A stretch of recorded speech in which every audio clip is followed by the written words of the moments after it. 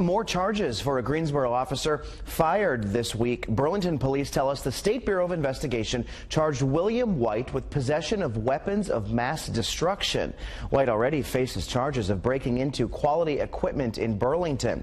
He's accused of helping to steal 3 John Deere Gators from there in January. White is also charged with connection to a break-in at Scott's Tractor in Reedsville last August. Following his charges, White was fired from the Greensboro Police Department on Monday.